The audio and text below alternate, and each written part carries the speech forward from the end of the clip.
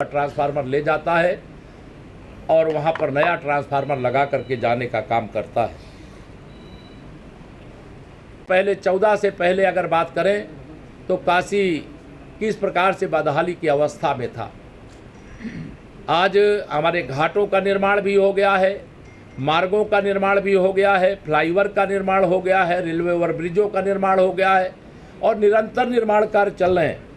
8 वर्षों में 40,000 करोड़ से अधिक की लागत की परियोजनाएं केवल काशी के अंदर समर्पित करने का सौभाग्य हम लोगों को मिला है, जिसमें 458 परियोजनाएं पूर्ण करा करके वह काशी की महान जनता को सुपुर्द करने का काम, बाबा विश्वनाथ जी के चरणों में समर्पित करने का काम यह किया जा चुका है। और 15,000 करोड़ से अधिक की परियोजनाएं इस समय निर्माणाधीन हैं। हम इस काम को निरंतर आगे बढ़ाने का काम करेंगे। डबल इंजन की सरकार काशी सहित उत्तर प्रदेश के विकास के लिए खजाने का मुंह खोल करके रखा है। जो योजना काशी के लोग सोचते होंगे उस योजना पर काम चल रहा है। जितना हम आप सब सोचते हैं उससे ज़्यादा हमारे माननीय प्रधानमंत्री जी, आदरणीय मुख्यमंत्री जी सोच करके काशी के विकास के लिए अपने को समर्पित करने का काम करते हैं।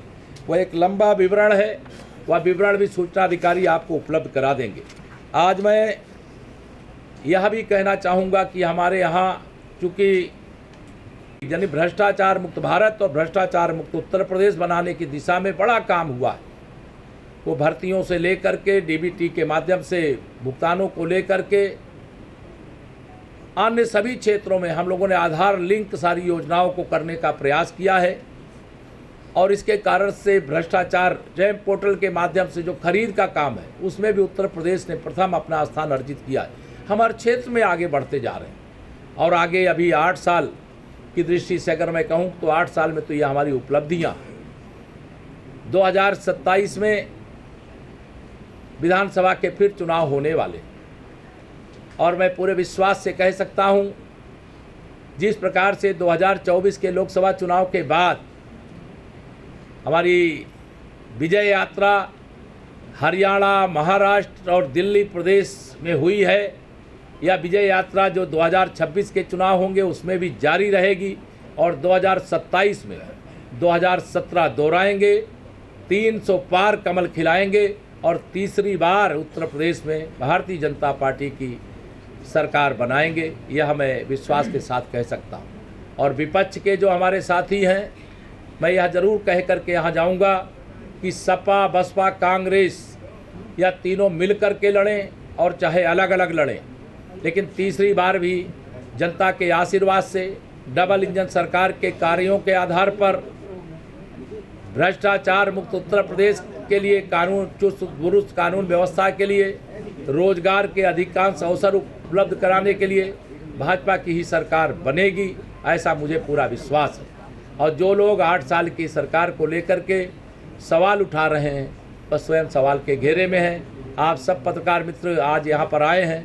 आज महान स्वतंत्रता संग्राम सेनानी गणेश शंकर विद्यार्थी जी की पुण्यतिथि भी है। मैं उनका स्मरण करता हूँ, उनको अपनी विनम्र श्रद्धांजलि अर्पित करता हूँ और 8 साल की उपलब्धियाँ आपके माध्यम से मैं जन जन तक पहुँचाने का अनुरोध करता हूँ। कोई आपके सवाल होंगे तो पूछ सकते हैं। प्रशासन के 8 साल सवाल है वो है, अभी आपने भ्रष्टाचार मुक्त की बात की, तो मेरा एक छोटा सा सवाल है कि पिछले दिनों आईएएस की गिरफ्तारी हुई, निलंबन हुआ, सरकार में कई ऐसे मामले खुले जिनमें कई आईएएस पर कार्रवाई हुई, कई पीसीएस अफसर पर कार्रवाई हुई, थानों और अगर लेखपालों की गिनती देखेंगे तो एक तरह से कहेंगे तो भ्रष्टाचार के एवरेज जैसी हाल है, जगह जगह लोग पकड़े जा रहे हैं। मैं आपका सवाल समझ गया। जो भ्रष्टाचार करेगा उसके खिलाफ कठोर कार्रवाई होगी, जांच होगी, जांच में दोषी पाए जाने पर वह फिर सरकारी कुर्सी के लायक नहीं, वो जेल के लायक होंगे।